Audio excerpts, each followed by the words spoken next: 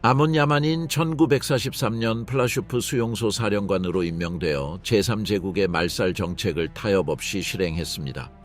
2년 동안 그는 대량 추방을 조직하고 수감자들을 공개 처형했으며 수용소를 살인과 약탈의 중심지로 만들었습니다. 그는 너무나 잔혹해서 상관들조차 그를 골칫거리로 여겼습니다. 친위대는 그를 권력 남용과 약탈 혐의로 조사했습니다. 그는 정권 붕괴 전에 체포되었고 전쟁 후 그의 전 수감자 중 한 명에게 신원이 확인되었습니다. 크라쿠프에서 그는 그의 범죄 경력의 모든 측면을 폭로하는 재판을 받았습니다. 그는 어떻게 그런 작전 권한을 갖게 되었을까요? 왜 전쟁이 끝나기 전에 제거되었을까요? 그리고 그의 재판은 나치 학살의 실제 작동 방식에 대해 무엇을 밝혀냈을까요? 플라슈프의 이름을 따서 명명되었습니다. 아몬 레오폴트 괴트에게 구체적인 명령이 내려졌습니다. 플라슈프 강제 수용소의 지휘권을 맡아 나치 학살 수용소의 효율적인 톱니바퀴로 탈바꿈시키라는 명령이었습니다. 이 임명은 우연이 아니었습니다. 현대사에서 가장 범죄적인 조직에서 10년 넘게 평가 훈련 그리고 시험을 거친 결과였습니다. 괴트는 1908년 빈에서 군사 및 종교 간행물을 다루는 유력한 출판사의 아들로 태어났습니다. 어린 시절부터 정규 교육에는 관심이 없었지만 정강이 오스트리아에서 싹트던 극단주의 사상에 점점 더 매료되었습니다. 히틀러가 집권하기 3년 전인 1930년 그는 국가사회주의당에 입당하여 알테라는 지위를 얻었습니다. 캠퍼, 노인 전사라는 명예는 나치 권력의 모든 문을 열어준 특기입니다. 1930년대 오스트리아에서 단기 금지되었을 때 그는 지하 파괴 공작원으로 활동했습니다. 무기를 밀수하고 파시스트 조직을 조직하고 선전물을 배포했습니다. 압력 속에서도 규율을 유지하고 직접적인 감독 없이 활동하는 그의 능력은 독일 보안군의 주목을 받았습니다. 그는 단순한 광신자가 아니었습니다. 그는 유용한 광신자였습니다. 1932년 43,673번으로 SS에 입대하면서 그는 힘러가 구축하고 있던 엘리트 집단에 합류하게 되었습니다. 1938년 독일 합병 에인슐루스 이후 그는 공식 기관의 일원으로 빈으로 돌아와 필수 인종 검사를 통과한 후 SS에 감독해 결혼했고 점차 제국의 가장 비밀스러운 작전에 편입되었습니다. 전쟁 발발과 함께 그는 점령지 민간인 관리 전문 부대에 배치되었습니다. 상부 실레시아에서의 경험을 통해 그는 수천 명의 사람들을 행정적 효율성과 법적 이해 제기 없이 추방하는 관료적 메커니즘을 익혔습니다. 그는 학살은 일상적인 절차로 제시될 때 가장 효과적이라는 것을 깨달았습니다. 전환점은 1942년 오딜로의 직접 지휘해에 전속되었을 때 찾아왔습니다. 루블린의 글로보츠니크는 부제츠, 소비보르, 트레블린카 등 특수 학살 수용소를 통해 총독부의 유대인들을 제거하는 체계적인 계획인 라인하르트 작전을 지휘했습니다. 괴트는 대량 추방을 조율하고 희생자 선정을 감독하고 산업형 학살 수용소의 물류를 관리하는 데 적극적으로 참여했습니다. 글로보츠니크 지휘해서 이 경험은 결정적이었다. SS는 노동수용소에서 통합 착취 및 처분시설로의 전환을 관리할 수 있는 지휘관이 필요했다. 플라슈프 크라쿠프 지역의 박멸 네트워크에서 전략적 허브 역할을 하도록 확장되었습니다. 이 명령이 도착하자 수용소 시스템 전체를 감독하는 부서인 SS, Wirtschafts, Verwaltungshauptamt의 전체 조직에서 이를 승인했습니다. 괴트 주어졌다 전적인 권한, 내부 규정 지시, 처벌 집행, 추방 명령, 처형 조직, 베를린과의 관계 관리, SS 대위, 하uptsturmführer라는 그의 계급은 겸손해 보일지 모르지만 수용소 내에서 그의 실제 권력은 절대적이었다. 플라슈프 경계 내에서는 어떠한 행정, 사법, 군사 당국도 그들의 결정에 개입할 수 없었다. 이러한 작전적 자율성은 이 시스템의 특징이었다. 일단 임명되면 지휘관은 지역 총독처럼 행동하며 SS 계급의 직속 상관에게만 책임을 졌다. 괴트의 임명은 10년 넘게 지속된 과정의 정점을 상징했습니다. 나치즘에 대한 그의 초기 지지부터 라인하르트 작전 훈련까지 모든 단계는 이 순간을 위한 준비였습니다. 그는 시스템에 침투한 사이코패스가 아니었습니다. 그는 나치 모집 시스템의 의도적인 산물이었고 군사적 규율을 갖추고 말살 정책을 실행할 수 있는 능력을 입증하여 특별히 선발되었습니다. 1943년 2월 지휘권을 맡았을 때 그는 일하면서 배우는 유형은 아니었습니다. 그는 대량 학살기관에 숙련된 기능인으로서 제국의 법적 체계의 지원을 받고 플라슈프를 효율적인 죽음의 도구로 탈바꿈시킬 기술적 지식을 갖추고 있었습니다. 그의 임명은 역사적 우연이 아니라 가장 유능한 집행자들을 찾아내고 훈련시키고 배치해 온 시스템의 논리적 구현이었습니다. 야만인 그는 개인적인 충동으로 권력에 오른 것이 아닙니다. 그는 유용했기 때문에, 봉사했기 때문에, 주저없이 살인했기 때문에 파견되었습니다. 괴테 왕국, 플라슈프가 학살센터로 변했다. 크라쿠프 외곽의 80헥타르가 넘는 면적에 자리 잡은 플라슈프는 상징적인 굴욕이자 실질적인 의도를 드러내기 위해 두 곳의 옛 유대인 묘지 위에 의도적으로 건설되었습니다. 괴테 통치에서 일상생활의 모든 측면은 체계적인 테러를 통해 인간을 파괴하기 위한 통제 메커니즘으로 변질되었습니다. 물리적 구조는 이러한 철학을 반영했습니다. 이중 전기 울타리, 100m마다 설치된 초소, 야간 투광 등 그리고 기능적으로 구분된 구역들이 그 예입니다.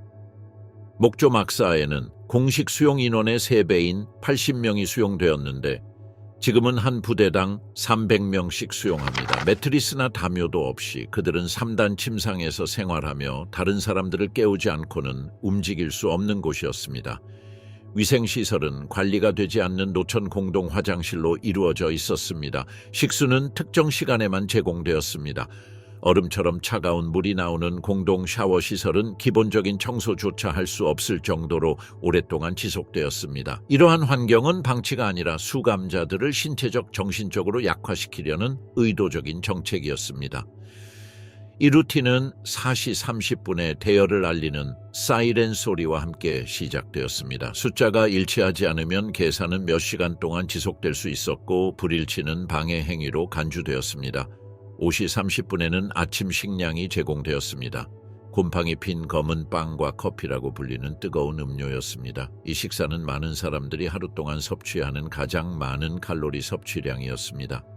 근무는 오후 6시까지 이어졌고 점심시간에는 30분씩 묽은 수프와 가끔씩 삶은 감자를 먹었습니다. 군복, 국방군 장비, 그리고 공산품을 생산하는 내부 작업장에서 일했습니다. 가장 두려운 일들은 차의 석장에 배정되었는데 잔혹한 감독 하에 14시간 동안 돌을 캐내야 했고 기대 수명은 훨씬 짧았습니다. 행정부는 엄격한 위계 질서에서 운영되었으며 괴테는 최고위직에 올라 정원을 행사했습니다. 직속 부하로는 노동, 식량, 보안, 기록, 처벌을 담당하는 SS 장교들이 있었습니다. 이러한 구조는 의문 없이 명령을 전달했습니다. 경비 인원, 우크라이나 보조병, 트라우니키메너, 트라우니켄너, 경비병으로 훈련받은 구소련 포로들. 그들의 잔혹함은 종종 독일 장교들을 능가했다. 포로 집단 내에서는 카포 제도가 시행되었는데 이들은 최소한의 특권 더 나은 배급량, 덜 붐비는 주거 공간, 자의적인 처벌로부터의 보호를 대가로 권력을 행사하도록 선발된 포로들이었다. 카포 시스템은 여러 가지 기능을 수행했습니다.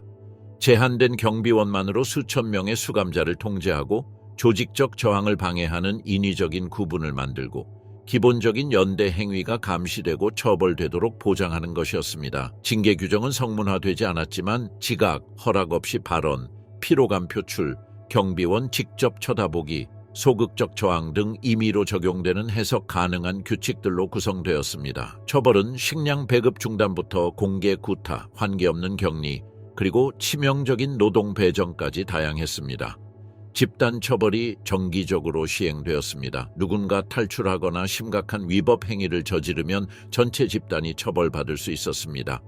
식량은 감축되었고 근무교대는 2배로 늘어났으며 수감자들은 더 열악한 지역으로 이송되었습니다. 그 목적은 수감자들을 정서적으로 고립시키고 연대를 위험하게 만들며 복종을 심리적 강요로 바꾸는 것이었습니다. 의료 기반 시설, SS가 관리하는 기본 의무실은 출입이 제한되어 있으며 노동 목적에 종속되어 있었습니다. 노동이 불가능한 병든 수감자들은 부적합자로 분류되어 격리되었지만 이후의 행방은 거의 알려지지 않았습니다. 기록관리 시스템은 수입, 지출, 업무 배정, 위반 사항, 건강 변화 등 모든 거래를 꼼꼼하게 문서화했습니다. 이 정보는 내부 행정 업무뿐 아니라 베를린의 생산 효율성 및 폐기 할당량 준수에 대한 보고에도 사용되었습니다. 외부 세계와의 소통은 전면 금지되었습니다. 편지, 방문, 외부 접촉은 일체 금지되었습니다. 심리적 저항으로 작용할 수 있는 사회적, 정서적 유대감을 끊기 위한 비인간화 과정의 일환으로 완전한 고립 정책이 시행되었습니다. 괴트 통치하의 플라슈프는 즉흥적이거나 개인적인 가학성의 산물이 아니라 수십 가지 유사 분야에서 개발되고 개량된 제어 기술을 체계적으로 적용한 결과물이었다. 그것은 독일 공학 특유의 정밀함으로 작동하는 비인간화 기계였으며 그 시점까지 인류가 알고 있던 가장 사악한 목적을 향해 나아갔다. 플라슈프 수용소는 단순히 구금 및 학살 시설로만 기능하지 않았습니다. 괴테의 지휘 아래 제3제국의 전쟁 수행에 통합된 경제 생산의 중심지로서의 지위를 공고히 했습니다. 잔혹한 환경으로 인해 종종 가려지기도 했던 이러한 산업적 측면은 베를린에서 포로 노동력을 장기간 착취하는 것을 정당화하는 데 필수적이었습니다. 수용소 경계 내에는 아르바이츠 슈테텐 아베이슈테텐으로 알려진 여러 작업장이 운영되었으며 수천 명의 수감자들이 강제 노동에 시달렸습니다. 군복, 벨트, 부츠, 배낭, 공구함, 금속 가공, 그리고 차량 부품 제작이 포함되었습니다.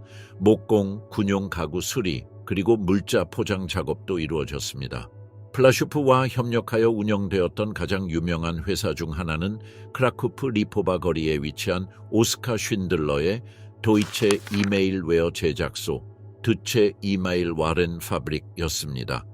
쉰들러는 나중에 공장을 브루인리츠로 옮겼지만 1943년과 1944년의 대부분 기간 동안 괴트 행정부가 정한 조건에 따라 수용소에서 직접 노동력을 고용했습니다. 이 협정은 쉰들러와 같은 기업가들이 수용소에 지불하는 일당으로 노동자를 고용할 수 있도록 허용했는데 이 일당은 수감자들에게는 지급되지 않았습니다. 쉰들러 외에도 섬유, 금속 가공, 물류 분야의 다른 회사들도 이 시스템을 이용하여 SS와 협정을 맺고 직접적인 유지비 없이 노동자들을 고용했습니다. SS는 노동자 한 명당 수수료를 부과했지만 수감자들은 간신히 생존할 수 있는 최소한의 식량만 받았습니다. SS Wirtschafts Verwaltungshauptamt 기록 보관소에 따르면 플라슈프는 매달 동부 전선에 유용한 수천 개의 제품을 생산했으며 이는 노동 수용소 네트워크 내에서 그 가치를 보장했습니다. 산업 생산은 꼼꼼하게 기록되었다. 월간 보고서에는 부문별 생산 부품수, 분기별 목표 달성률, 그리고 각 작업 그룹의 성과가 상세히 기록되었다. 괴트 행정부는 이 정보를 의료 기록 및 처벌 기록과 교차 참조하여 어떤 수감자가 수익성이 있는지, 어떤 수감자가 비효율적이거나 신체적 상태가 악화되어 제거되어야 하는지를 판단했다. 이러한 통계는 착취와 말살 사이의 균형을 유지하는 데 기여했습니다. 만약 수감자가 더 이상 생산적인 기준에 따라 일하지 못한다면 그는 unbrauchbar, 쓸모없는 사람로 재분류되어 징벌적 노동, 차해석장 또는 바로 제거 과정으로 이송될 수 있었습니다. 논리는 간단했습니다. 노동은 관리하고 최적화해야 할 자원이며 더 이상 기능하지 않을 때 대체되어야 한다는 것이었습니다. SS 행정부의 내부 문서에는 처형이나 탈진으로 인한 사망자 수를 고려하여 조정된 생산성 지표가 언급되어 있습니다. 다시 말해 사망 또는 교체 전에 노동자 1인당 생산성을 극대화하는 것이 목표였습니다. 이러한 관행은 수용소의 전반적인 경제 모델에 반영되었는데 각 수감자의 수명을 몇 주 또는 몇 달 단위로 계산하는 방식이었습니다. 이 시스템은 개별적인 계획을 필요로 하지 않았습니다. WVHA 지침과 같은 문서들을 통해 공식화되었는데 이 지침들은 총독부 수용소의 노예 노동 평가 절차를 확립했습니다.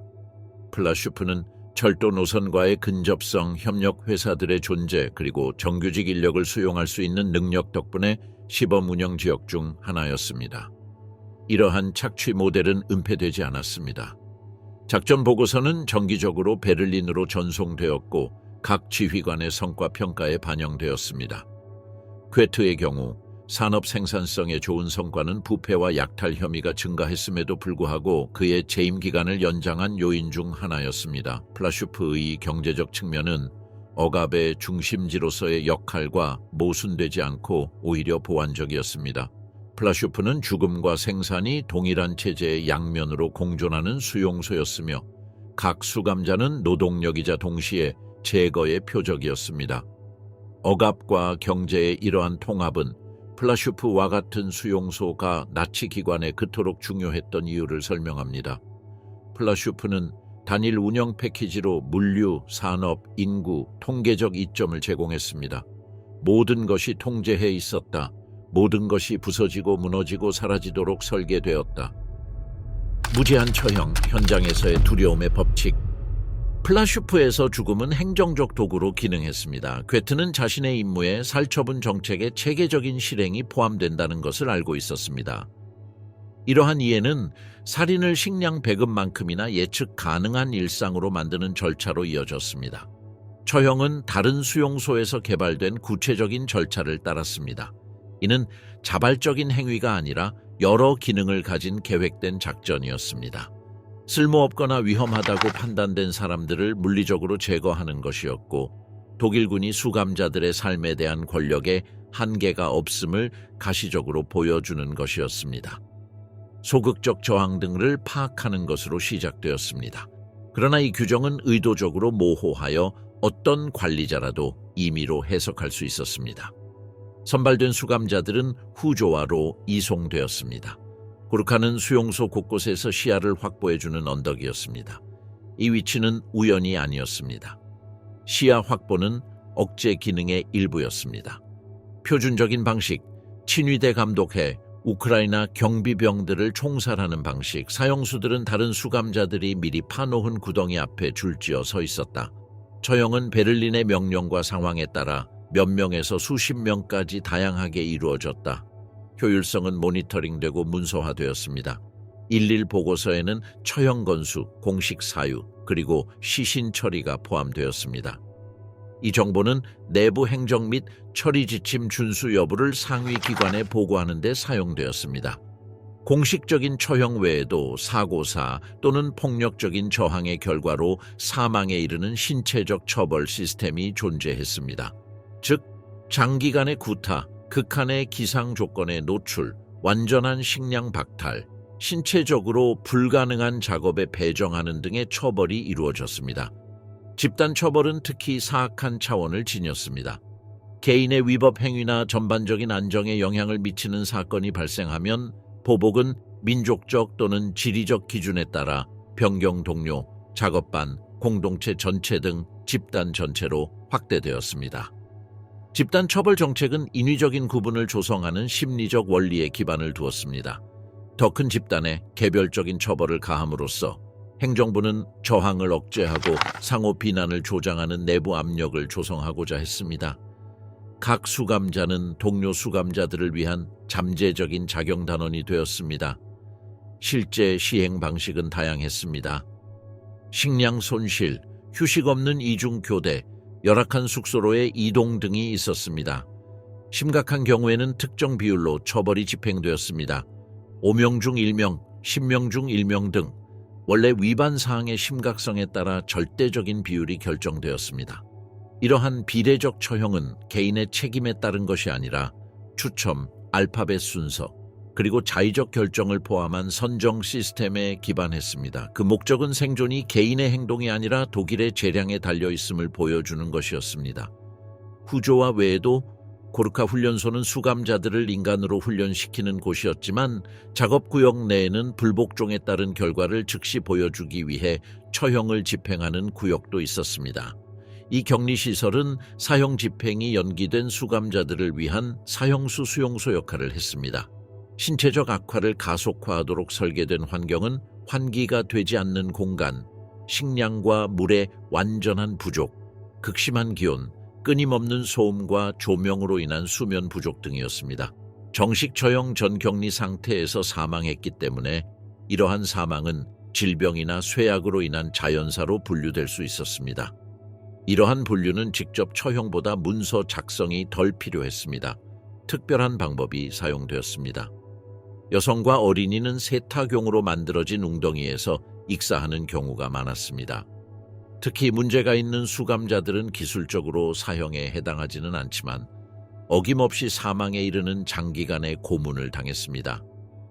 철저한 문서화는 중앙사무소에서 개발한 표준화된 형식을 따랐습니다. 각 사망 사건은 내부 파일, 베를린으로 보내는 일일 보고서, 그리고 특별한 주의가 필요한 사건에 대한 특별 연락 등 여러 시스템에 기록되었습니다.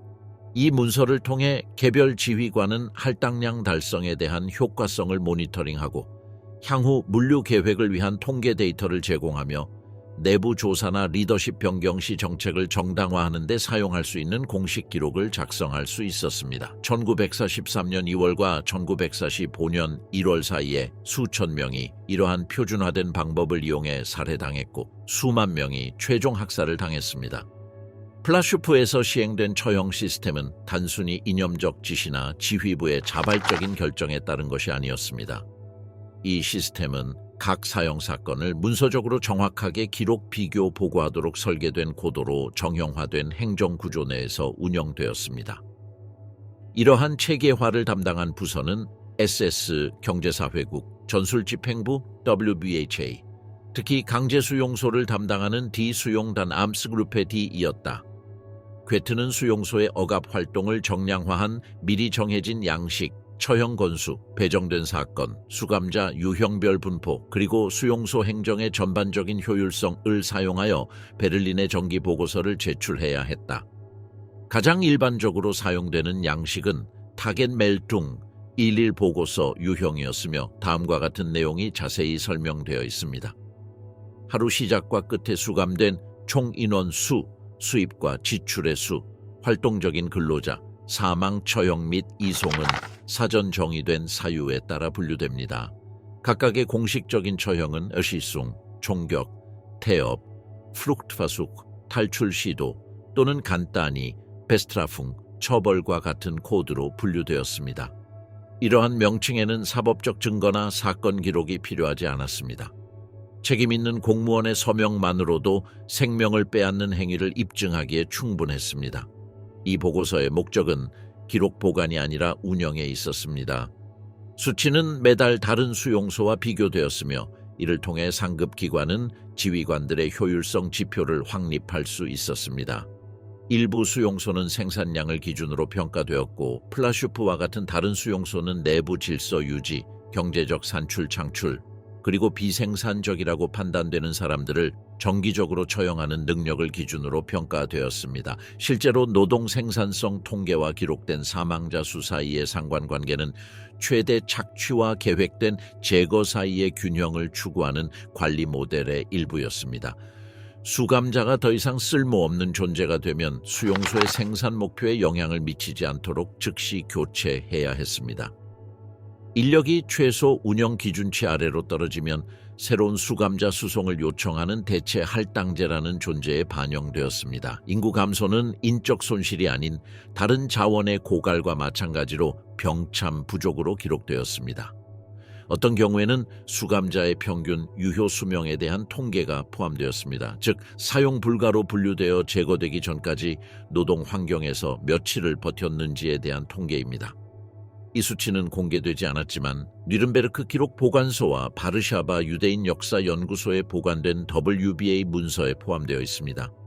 괴트의 지휘 아래 플라슈프는 이러한 유형의 복합적 관리, 즉 중앙집권적 관료주의적 감독하에 체계적인 탄압과 경제적 착취를 가장 잘 시행한 수용소 중 하나가 되었습니다. 처형은 예외나 처벌 조치가 아니라 제3제국의 행정체계 내에 다른 어떤 작전과도 비교할 수 있는 규제된 절차의 일부로 여겨졌습니다. 괴트 개인의 주도로 이루어진 것이 아니라 나치 지도부의 최고 위층에서 개발된 정책을 지역적으로 구현한 것입니다. 실행되도록 보장하고 사용 가능한 자원을 사용하여 사망 생산량을 극대화하는 동시에 운영 비용과 저항 위험을 최소화하는 것입니다. 도난당한 제국, 괴트와 그의 약탈 네트워크. 괴트는 관료주의적 정밀함으로 학살 기계를 지휘하는 한편 각 수감자 이송을 경제적 이익의 기회로 전환하는 개인적 부양 시스템을 개발했습니다.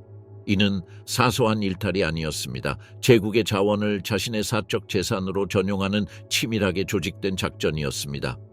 약탈은 수송선이 도착하자마자 시작되었다. 각 부대는 전생의 유물들을 가져왔다. 가문의 보석, 금화, 시계, 예술품, 악기, 종교용품 그리고 수십 년간 축적해온 가문의 개인 소지품들이었다. 공식 의정서는 압수, 목록 작성, 그리고 베를린 중앙보관소로의 이송을 규정했다. 괴트는 공식 절차 내에서 운영되는 대체 시스템을 구축했습니다. 각 수감자가 도착한 후 몇 시간 동안 수감자들의 등록과 검사가 진행되는 동안 그의 감독해 있는 팀들은 압수된 물건들을 예비 선별했습니다.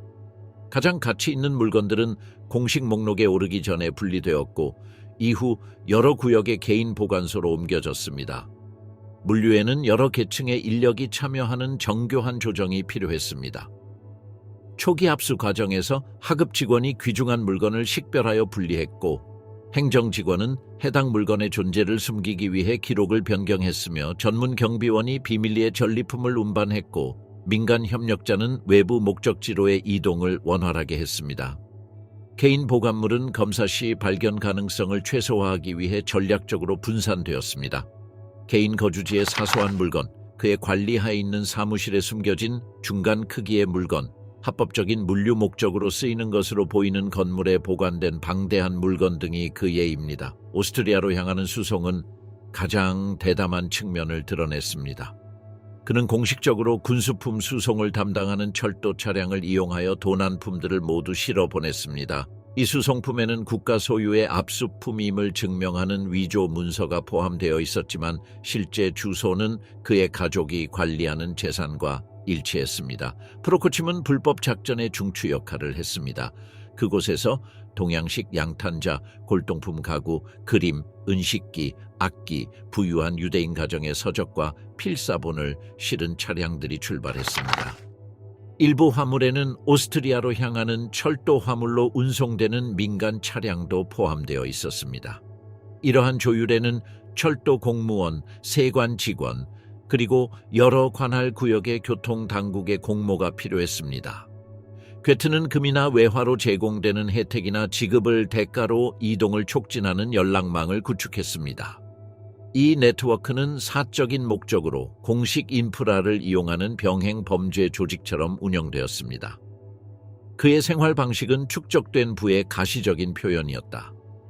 그의 거주지는 몇 미터 떨어진 수감자들의 극심한 비참함과 기괴하게 대비되는 저택으로 변했다. 바닥은 수입 대리석으로, 벽은 테피스트리와 압수된 그림으로 장식되어 있었으며 호두나무와 마호가니로 만든 골동품 가구는 크라쿠프의 부유한 가정의 소유였다. 압수된 책들로 이루어진 사립도서관, 주방 당시 징발된 프랑스 와인과 샴페인이 보관된 지하 저장고, 수세기 동안 유대인 가문이 수집해온 물건들로 장식된 방들, 이는 부실하게 관리된 압수의 결과가 아니라 가장 귀중한 물건들을 의도적으로 선별하고 전용하는 시스템의 결과였다.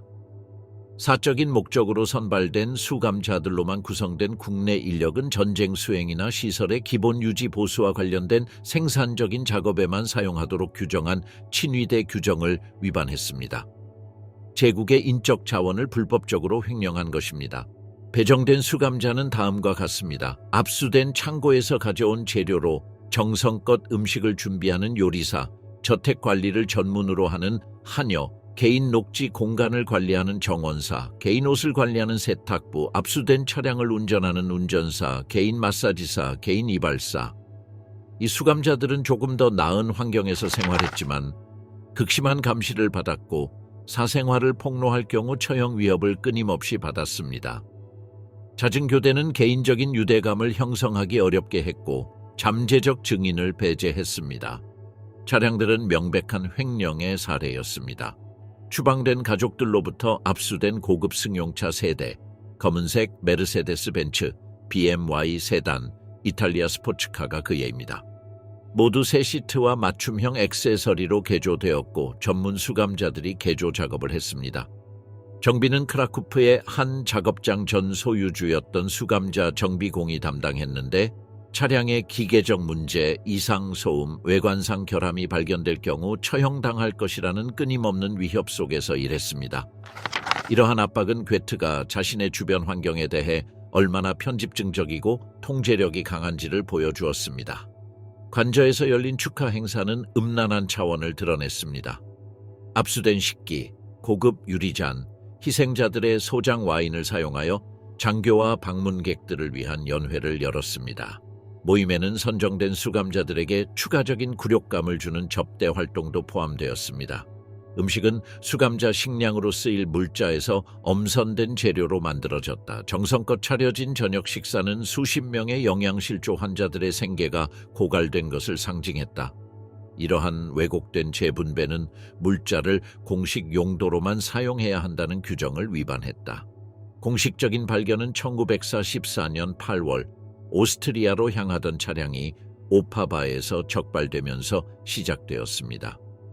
차량에는 공식 분류에 해당하지 않는 물건들이 포함되어 있었습니다. 가문의 표식이 있는 마이센 도자기, 스위스 시계, 개인 문양이 새겨진 보석, 추방된 가족 소유 재산의 공증 문서 등이 포함되어 있었습니다.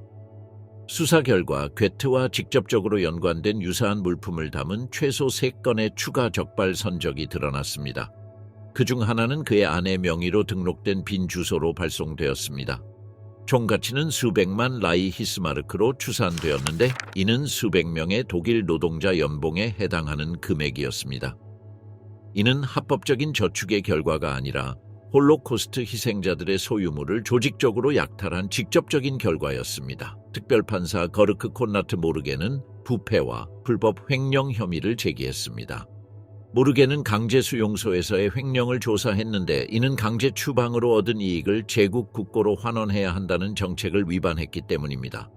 조사는 약탈 규모뿐만 아니라 공모 네트워크까지 기록했습니다. 여러 하급 장교들이 적극적으로 가담했고 다른 이들은 참여의 대가로 은폐 공작을 벌였습니다. 이 네트워크는 수용소를 넘어 민간 관리, 철도 직원, 여러 도시의 상업 중개인까지 포함했습니다. 1944년 9월 13일 SS 중앙수사국의 직접 명령에 따라 게슈타포 요원들이 그를 체포했습니다.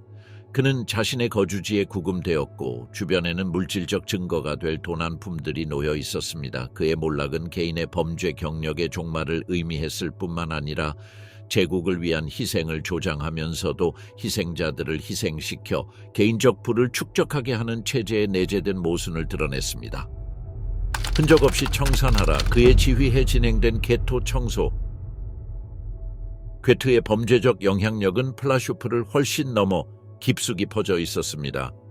라인하르트 작전의 책임자로서 그는 총독부 여러 지역에 걸쳐 유대인 공동체 전체를 체계적으로 말살하는 데 직접적인 책임을 맡았습니다. 그의 대외 활동은 말살 시스템의 유동적인 구성 요소였으며 수십만 명이 마지막 날을 보낸 도시 중심지에 조직적인 정밀성을 부여했습니다. 크라쿠프에서 동쪽으로 70km 떨어진 5만 명의 인구를 가진 도시 타르누프는 이 지역에서 가장 오래된 유대인 공동체 중 하나였습니다. 500년 동안 유대인 가족들은 경제 및 문화 발전에 기여하며 사업체, 교육기관, 유대교 회당, 그리고 동유럽 전역에 걸친 상업 네트워크를 구축했습니다. 1939년에는 전체 인구의 거의 절반을 차지했습니다. 이 역사적 공동체가 학살의 희생자가 되는 과정은 제한조치, 재산 몰수, 강제 수용을 통해 점진적으로 시작되었습니다. 직접 학살 단계는 1942년 6월 괴트가 라인하르트 작전 학살센터로의 대규모 강제 이송을 조율하라는 특별 명령을 받으면서 시작되었습니다. 청사는 철도 이송과 현지 처형을 병행하며 단계적으로 진행되었습니다. 1942년 6월 11일과 12일 괴트는 약 1만 3,500명의 사람들을 선별하여 벨제츠로 이송하는 작업을 감독했습니다. 이들은 도착 후 몇 시간 만에 가스실에서 살해되었습니다. 이 작전에는 여러 대의 열차, 선별팀, 보안군, 그리고 전문 병참 인력의 조율이 필요했습니다. 선별은 유대인 전체가 무장 감시에 집중되어 있던 중앙광장에서 이루어졌습니다. 괴트는 구체적인 기준을 정했습니다. 누구를 즉시 추방할 것인지, 누구를 노예 노동을 위해 일시적으로 수용할 것인지, 아니면 현장에서 처형할 것인지였습니다. 이 기준에는 연령, 신체 조건, 전문 기술, 그리고 절차의 안정성에 영향을 미칠 수 있는 가족적 고려사항 등이 포함되었습니다. 지역 처형은 여러 장소에서 이루어졌습니다. 집중훈련 기간 동안에는 거리, 선별 기간 동안에는 중앙시장, 옛 유대인 묘지, 그리고 인근 숲에서 집단 학살이 자행되었는데, 그곳에서는 집단 전체가 총살당해 이전에 파놓은 구덩이에 묻혔습니다. 생존 목격자들은 괴트가 직접 참여하여 추방에 부적합하다고 판단된 여성과 어린이를 직접 총살했다고 기록했습니다. 마지막 청산 단계는 1943년 9월 1일부터 3일 사이에 진행되었는데, 괴트는 생존한 공동체의 유해를 제거하기 위해 돌아왔습니다. 마지막 작전 동안 약 3,000명이 강제 노역을 위해 플라슈프로 이송되었고, 4,000명이 즉시 학살당하기 위해 아우슈비츠 비르케나우로 이송되었습니다. 이 문서에는 괴트가 서명한 구체적인 명령이 포함되어 있으며, 저항 없이 제거되도록 우크라이나 경비병 80명과 친위대원 40명을 파견하도록 허가했습니다. 이 명령은 압수된 재산 처리, 시체 처리, 유대인의 역사적 존재 증거를 제거하기 위한 청소 절차에 관한 규정을 명시했습니다. 크라쿠프 게토는 그 규모, 전략적 위치, 그리고 폴란드 유대인 삶의 중심지로서의 상징적 의미로 인해 가장 중요한 목표였습니다. 1941년 3월 포드고르제에 설립된 게토는 당초 이후의 강제 추방을 위한 임시 조치로 설계되었습니다. 1943년 3월 괴트가 최종 학살을 담당하게 되었을 당시 약 1만 6천 명의 사람들이 극심한 생존 환경 속에서 빽빽하게 수용되었습니다. 청산은 두 단계에 걸쳐 진행되었는데, 이는 이전 작전에서 구축된 조직적 정교함을 여실히 보여준다. 첫 번째 단계는 1943년 3월 13일에 진행되었으며, 노동력이 없는 것으로 판단된 8,000명의 강제 추방에 집중되었다. 강제 추방은 약식 건강검진을 통해 이루어졌으며, 주민들은 노동력 유용성에 따라 분류되었다. 이 과정은 여러 지점에서 동시에 진행되었습니다. 주요 집중시설인 즈고디 광장, 환자와 의료진을 별도의 집단으로 처리하는 유대인 병원, 그리고 은밀하게 추방을 피하려는 사람들을 집집마다 순찰하여 적발하는 주요 도로들이 있었습니다. 괴트는 높은 곳에 지휘소를 설치하여 작전팀과의 직접적인 소통과 완벽한 시각적 감독을 가능하게 했습니다. 이전에는 지역 유덴라트, 주덴라트와 협력하여 명단을 작성했지만, 개인 분류에 대한 최종 결정은 괴트 또는 그의 직속 상관들이 실시간으로 내렸습니다. 운영상의 유연성 덕분에 저항 시도, 수송 관련 물류 문제, 베를린에서 설정된 할당량 변경 등 예상치 못한 상황에 맞춰 절차를 조정할 수 있었습니다. 1943년 3월 10일자 괴트가 직접 서명한 명령서는 해당 지역 내에 선택되지 않은 요소를 남기지 않고 최대 72시간 내에 청산을 완료해야 한다고 명시했습니다. 이 지시는 물류 및 보안 지원에 필요한 조율의 일환으로 크라쿠프의 친위대장이자 경찰서장인 율리안 셰르너 상급 지도자에게 전달되었습니다. 두 번째 단계는 일시적으로 유용하다고 분류된 잔류 주민들의 처리에 집중되었습니다. 이들은 최종 목적지를 결정하는 두 번째 선별 과정을 거쳤습니다. 즉, 즉시 착취를 위해 플라슈프파숍으로 이송되거나 사후 학살을 위해 아우슈비츠로 이송되거나, 문제가 있거나 이송이 부적합한 경우 현지에서 제거되었습니다. 세브니에서의 작전은 여러 지역에 분산된 인구를 관리하는 데 있어 추가적인 경험을 제공했습니다. 1943년 6월부터 12월까지 세브니에는 수천 명의 사람들이 최종적인 학살 목적지로 이송되기 전에 처리되는 중간 기착지 역할을 했습니다. 이 모델은 일시적인 노동 착취와 부적격자의 체계적인 제거를 결합했습니다. 괴트는 최소 3차례에 걸쳐 수용소를 방문하여 지역 담당관 한스 켈러만과 협력하여 직접 추방 명단을 작성했습니다. 이러한 방문을 통해 대피가 상당히 가속화되었고, 더욱 엄격한 선발 방식이 시행되었습니다. 괴트가 서명한 1943년 8월 5일자 통신은 피난의 효율성을 위해 유덴라트, 주덴라트와의 협의를 중단해야 하며 협의 지연은 즉시 처형될 수 있는 방해 행위로 간주되어야 한다고 명시했습니다. 이 지시로 5,000명이 넘는 사람들이 강제 추방되었고 그중 최소 1,200명은 부적격자로 분류되어 직접 처형되었습니다. 철도 기록에는 괴트의 감독해 야슬로 역에서 출발하여 아우슈비츠 비르케나우로 향하는 구체적인 수송이 기록되어 있습니다. 1943년 8월 12일, 9월 7일, 11월 3일 등 특정 날짜에 이루어진 수송은 열차당 800명에서 1,500명 사이로 인원을 수송했습니다. 괴트의 작전적 역할은 면밀히 계획된 철도 노선을 통해 대규모 강제 이주를 유도하는 광대한 물류 네트워크를 통해 확장되었습니다. 1942년에서 1944년 사이에 크라쿠프 지역의 역에서 출발하여 브제츠, 소비보르, 마이다네크, 아우슈비츠, 비르케나우와 같은 학살 수용소로 향하는 열차가 최소 45대 운행되었으며 그중 상당수는 그의 직간접적인 감독을 받았습니다. 이 열차들은 크라쿠프 플라슈프, 타르누프, 보흐니아, 비엘리치카, 미엘레츠, 야슬로 등 주요 역에서 운행되었으며 각 열차에는 800명에서 1,500명의 승객이 탑승했습니다. 승객들은 환기시설, 급수시설, 위생시설 없이 화물칸에 갇혀 있었습니다. 목적지에 따라 평균 운행시간은 14시간에서 30시간 사이였으며 극심한 여름이나 겨울철에는 운행 중 사망률이 10%를 넘을 수 있었습니다. 1942년 8월 13일 보흐니아에서 출발한 호송대는 1,002명을 브제츠로 이송했습니다. 그중 12명도 채 살아남지 못했습니다. 1943년 8월 27일 미엘레츠에서 출발한 호송대는 유대인 980명을 태웠는데 수용소 기록에 따르면 이들 중 100%가 마이다네크에서 살해당했습니다.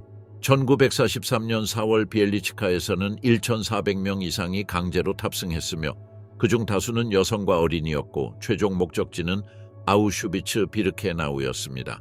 철도 기록이 없는 곳에서는 기록이 제대로 남아있지 않은 이러한 사건들은 동일한 작전 패턴의 일부였습니다.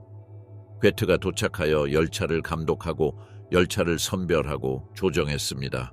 이러한 추방을 규제하는 명령은 라인하르트 하이드리히와 이후 에른스트 칼텐브루너의 지휘 아래 제국보안본부에서 발령되었습니다. 괴트는 유대인 문제 및 추방을 담당하는 제사 B4 부서장 아돌프 아이히마니의 지시에 따라 활동했습니다. 이 명령에는 각 구역에서 주간 이송 인원 할당량, 재산 몰수 지침, 그리고 작전 후 지역 기록을 삭제하라는 지시가 포함되어 있었습니다. 이러한 통신의 한 예는 1943년 3월 2일자 암호화된 전보입니다. 이 전보는 베를린에서 크라쿠프의 SS 사령관 율리안 쉐르너에게 발송되었고 현장 집행자인 괴트에게 다시 전달되었습니다. 전보에는 크라쿠프 게토의 완전한 청산이 3월 15일 이전에 완료되어야 한다는 내용이 담겨 있었으며 이 과정이 공개적으로 기록되는 것을 피하고 도이체 라이스반, 두체 라이크스반의 지역 철도 사무소를 통해 아우슈비츠행 열차를 조정해야 한다는 내용이 포함되어 있었습니다. 1943년 7월 17일자 또 다른 문서에는 아이히만이 부차적인 지점에서 비생산적인 요소들을 신속하게 제거하라고 지시한 내용이 자세히 나와 있으며 세브니, 보흐니아, 타르누프를 우선 지역으로 명시적으로 언급하고 있습니다. 괴트는 이러한 명령을 실행했을 뿐만 아니라 현장 작전을 여러 차례 조정하여 강제 노역을 위해 플라슈프에 보내질 사람들의 비율과 수용소에서 직접 학살될 사람들의 비율을 직접 결정했습니다. 괴트가 홀로코스트 철도 순회 작전에 투입된 것은 그의 역할이 단순한 지방 행정을 넘어섰음을 보여줍니다. 그는 각 작전을 군사적 정밀성을 갖추고 조율, 선정, 실행했으며 일정, 물류, 차량 수, 필요 인원, 그리고 허용 가능한 오차 범위에 대한 정확한 지식을 갖추고 있었습니다. 여러 지역에서 동일한 방법론으로 순회 작전을 수행한 그의 역할은 점령지 폴란드 남부 지역에서 학살의 기능적 메커니즘을 이해하는 데 중요한 역할을 했습니다. 괴테와 다른 총독부 관리들이 조직한 강제 추방은 독일 특유의 정밀함으로 설계된 기술체계 안에서 이루어졌습니다. 홀로코스트의 가장 눈에 띄지 않는 측면 중 하나는 산업적 규모로 인구를 몰살하는 데 드는 비용이 어떻게 계산되고 프로그래밍되고 계산되었는지입니다. 국영철도 회사인 도이체 라이히스반 듀체 라이히반은 수감자들을 학살 수용소로 이송하는 데 일반 요금을 부과했습니다. 평균 요금은 성인 1인당 킬로미터당 4페니히, 10세 미만 어린이는 0.5페니히였습니다. 이 비용은 수송 출발지에 따라 SS 또는 지방 당국이 부담했습니다. 크라쿠프에서 아우슈비츠까지 사람을 이송하는 데 드는 평균 비용은 약 2호 마르크로, 이는 독일 노동자의 일당에 해당합니다. 각 열차는 아돌프 아이히만이 이끄는 RSHA 이브 4 부서의 중앙사무소의 승인을 받아야 했습니다. 운행 일정은 군 교통에 지장을 주지 않도록 신중하게 조정되었습니다. 운행 일정은 몇 주 전에 승인되었으며 배정된 객차 수는 철도 공급량과 베를린에서 정한 주간 강제 이송 할당량에 따라 결정되었습니다. 기차가 수용소에 도착하자마자 제거 과정은 미리 정해진 순서에 따라 진행되었습니다. WVHA와 콘젠트레이션스 라거 감독관 인스펙토라트 데 컨센트라시온 라거 인의 문서는 체계적인 운영 구조를 보여줍니다. 도착하자마자 사람들은 하선하여 강제 노역에 동원될 사람과 직접 처형될 사람을 구분하는 즉각적인 선별 과정을 거쳤습니다. 소지품은 두 번째 단계에서 압수되어 가치에 따라 라벨을 붙이고 분류되었으며 귀금속, 시계, 문서, 외환은 제국은행 라이크스방크로 우선 운송되었습니다. 처형 대상으로 선정된 사람들은 살처분 시설이 가동될 때까지 대기실에 수용되었습니다. 처형은 최소 기간과 최대 수용 인원을 고려하여 최적화된 주기로 진행되었으며 시신은 즉시 치과용 금, 모발, 기타 재사용 가능한 물질을 추출한 후 소각되었습니다. 각 단계는 명칭 없이 기능적 데이터만 포함된 번호가 매겨진 양식을 통해 기록되었습니다. SS는 또한 수용소별 일일 학살 수용량을 나타내는 내부표를 개발했으며 운영 목표는 계절에 따라 조정되었습니다. 예를 들어 아우슈비츠의 경우 1943년 일일 총 수용 인원은 5,000명을 넘었습니다. 플라슈프와 같은 부속 수용소들은 이러한 흐름을 공급해야 했습니다. 괴테의 역할은 단순히 추방을 조직하는 것이 아니라 죽음의 물류 과정을 연속적으로 유지하는 것이었습니다. 이 작전 모델은 비용과 일정에 대한 절대적인 통제를 요구했습니다. 이송된 사람당 가격부터 수감자의 유효 수명 계산에 이르기까지 각 변수는 집단 학살 효율성 사슬의 일부로 관리되었습니다. 괴테는 명령을 실행하고 수치를 조정하고 시간을 최적화하고 결과를 보고하는 등 이 사슬에서 중요한 역할을 했습니다. 이 구조 내에서 피해자들은 인간으로 간주되지 않았습니다. 그들은 체포부터 물리적 제거까지 통계적으로 관리되는 단위였습니다. 최후의 심판, 크라쿠프 대 도살자. 괴테의 몰락은 그를 승격시켰던 바로 그 체제 내에서 시작되었습니다. 1944년 중반 나치 체제가 연합군의 군사적 압력에 휘청거리는 동안 내부 모순이 드러났습니다. 부패 수사는 가장 잔혹한 사형 집행관들조차 감당할 수 있는 수준까지 치달았습니다. 역설적이게도 그는 반인륜 범죄가 아니라 비비린내 나는 충성을 다해 섬겼던 국가를 횡령했다는 이유로 체포되었습니다. 횡령 사건을 담당한 특별 SS 판사 거르크 콘라트 모르게는 플라슈프에서 보고된 불법 행위들을 수개월 동안 기록해왔습니다. 압수품의 실종, 수감자들의 사적 용역 부당 이용, 물자 전용, 민간 목적지로의 무단 수송 등이 그 예입니다. 각 행위는 중대한 위법 행위였으며 추방으로 인한 이익은 오로지 제국 국고로만 사용되어야 함을 분명히 했습니다. 결정적인 증거는 정기 검사 중 적발된 차량의 형태로 도착했습니다. 그 안에는 1년 넘게 운영된 약탈 시스템에 대한 반박할 수 없는 증거가 담겨 있었습니다. 가문의 표식이 있는 도자기, 개인 조각이 있는 보석, 압수된 재산의 공증 문서, 알려진 개인 소장품으로 식별되는 예술 작품 등이 포함되어 있었습니다. 1944년 9월 13일 게슈타포 요원들은 플라슈프에 있는 그의 자택에서 체포영장을 집행했습니다. 아이러니는 자명했습니다. 그의 범죄를 조장했던 바로 그 억압기관이 이제 관료주의 체제를 위반했다는 이유로 그를 공격하기 시작한 것입니다. 그는 아무런 저항 없이 구금되었고 부패의 중요한 증거가 되는 도난품들에 둘러싸여 있었습니다. SS 내부 재판소가 제기한 혐의는 당시 체제의 독특한 우선순위를 반영했습니다. 제국 재화의 불법 횡령, 수감자의 가사 서비스 제공을 위한 무단 사용, 공식 문서 변조, 기록 보관소 무단 접근, 국가 자원의 암시장 참여 등이 그 예입니다. 주목할 만한 점은 그의 관리 방식에서 핵심을 이루었던 학살, 강제 추방, 고문 등이 빠져 있다는 것입니다. 내부 절차는 완료되지 않았습니다. 지난 몇 달 동안 제3제국의 행정 붕괴로 인해 복잡한 사건에 대한 관료적 절차를 유지하는 것이 불가능해졌습니다. 괴트는 군의관으로부터 정신불안정 진단을 받고 바이에른주 바트 툴츠에 있는 정신병원으로 이송되어 1945년 5월 8일 독일이 항복할 때까지 그곳에 머물렀습니다. 미군에 잡힌 그의 포로는 거의 우연이었다. 그는 연합군 당국이 처리하는 수백만 명의 독일 포로들 사이에 섞이기를 바라며 국방군 사병 신분을 위장했다. 만약 그가 점령군 통역관으로 복무했던 플라슈프 생존자 요제프 예프코비치에게 발각되지 않았더라면 이 전략은 성공했을지도 모른다. 예프코비치는 1943년 아침 대열에서 괴트가 자신의 머리에 권총을 겨누었던 사건을 생생하게 기억했습니다. 젊은 수감자를 잔혹하게 구타한 카포의 개입이 있은 후에야 괴트는 이미 사형 선고를 받은 사람에게 총알을 낭비하지 않기로 결심했습니다. 2년이 지난 지금 다하우의 독일 수감자들 사이에서 그 얼굴이 확인되었습니다. 폴란드로의 송화는 1946년 홀로코스트에서 가장 치명적이었던 시기에 아우슈비츠 수용소 사령관이었던 루돌프 후에스와 함께 이루어졌습니다.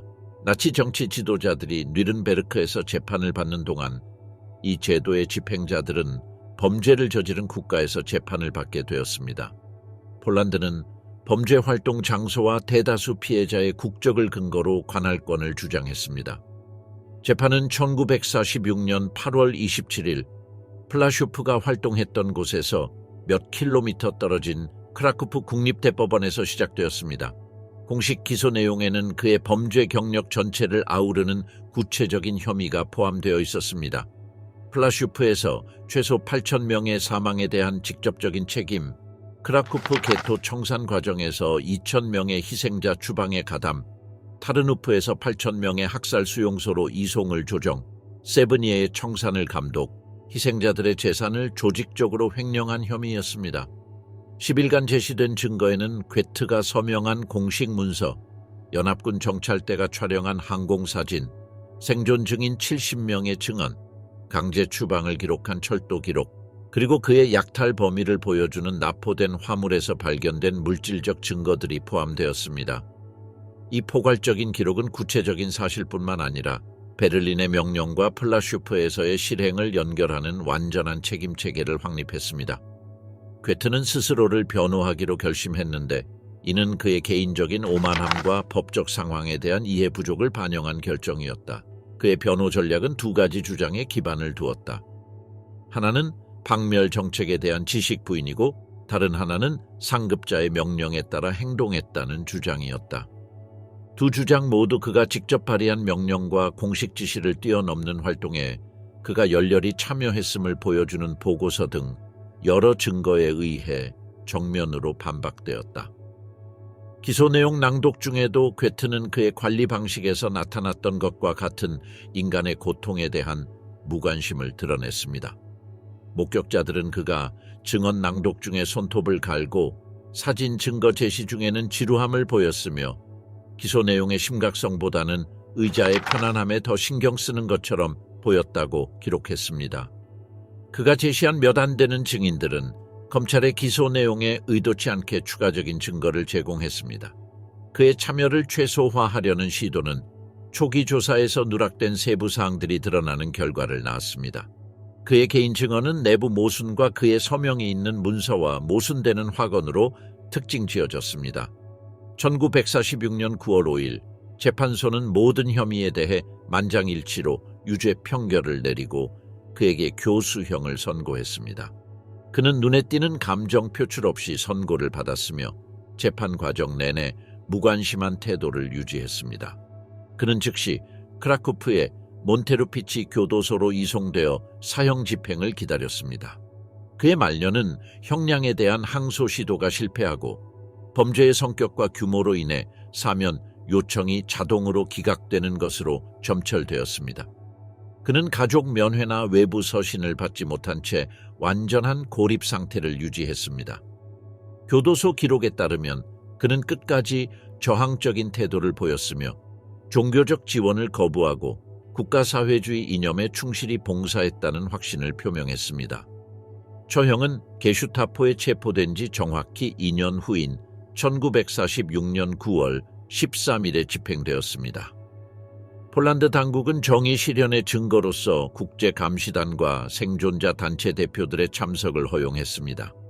괴테의 키는 2m에 육박하여 기술적인 어려움이 있었고 처형이 성공적으로 이루어지기까지는 여러 차례 밧줄을 조정해야 했습니다. 그의 마지막 말은 하일 히틀러였습니다. 임박한 죽음에 직면한 그의 끊임없는 이념적 충성을 요약한 선언이었습니다. 그는 희생자들에 대한 양심의 가책을 전혀 느끼지 않았고 자신의 행위가 얼마나 범죄적인지 인정하지 않았으며 그로 인해 초래된 고통의 심각성을 전혀 이해하지 못했습니다. 그는 권력 시절에 살았던 방식대로 자신이 열등하다고 여겼던 사람들에 대한 인간성의 부재로 죽음을 맞이했습니다. 그의 시신은 처형 직후 화장되었고 그의 유골은 나치 정권의 미래 추종자들을 위한 순례지가 존재하지 않도록 하기 위해 제정된 의전에 따라 비스툴라강에 뿌려졌습니다. 최종 안치 과정에서 종교의식이나 가족 참석은 없었습니다. 사법 기록은 형량 집행 표시와 함께 보관되었으며 홀로코스트에서 가장 조직적인 범죄들을 기록했던 이 사건은 공식적으로 종결되었습니다. 그러나 그 역사적 의미는 개인의 정의를 넘어섰습니다. 그것은 겉보기에 합법적인 관료적 구조 내에서 활동했던 범죄자들을 기소하는 법적 선례를 확립했으며 상위 명령에 대한 복종이 반인륜 범죄에 대한 개인의 책임에서 면제되는 것은 아니라는 것을 보여주었습니다. 괴테의 죽음은 전강이 빈의 극단주의 집단에서 시작되어 국제 정의의 교수대에서 절정에 달했던 궤적의 종결을 의미했습니다. 그의 사건은 겉보기에 평범한 개인들이 전체주의 이념에 의해 어떻게 집단 학살 정책의 효율적인 집행자로 변질될 수 있는지, 그리고 현대 관료 체제가 어떻게 인류 역사상 가장 사악한 목적을 위해 악용될 수 있는지를 보여주었습니다. 특정 개인에게 집행된 정의를 넘어 그의 처형은 홀로코스트가 소수의 광신적인 지도자들의 결정이 아니라 제국 전체에 걸쳐 수천 명의 관리, 행정가, 장교, 집행자들의 적극적인 참여를 필요로 하는 체계적인 실행이었다는 공식 인정을 상징했습니다. 그의 죽음은 파괴된 삶을 되살리거나 발생한 피해를 복구할 수는 없었지만, 비록 늦고 불완전했지만 인간의 정의는 결국 겉보기에 처벌받지 않고 행동했던 사람들에게까지 도달했음을 분명히 보여주었습니다. 여러 역사 기관에 보존된 그의 사건 기록 보관소는 절대적인 악과 정의를 향한 끊임없는 추구라는 두 가지 측면 모두에서 인간의 능력을 보여주는 기록 증거로 여전히 활용되고 있습니다. 수사와 재판 과정에서 수집된 사진, 증언, 공식 문서, 물적 증거는 홀로코스트가 실제 작전 차원에서 실행된 구체적인 메커니즘을 엿볼 수 있는 특별한 창을 제공합니다.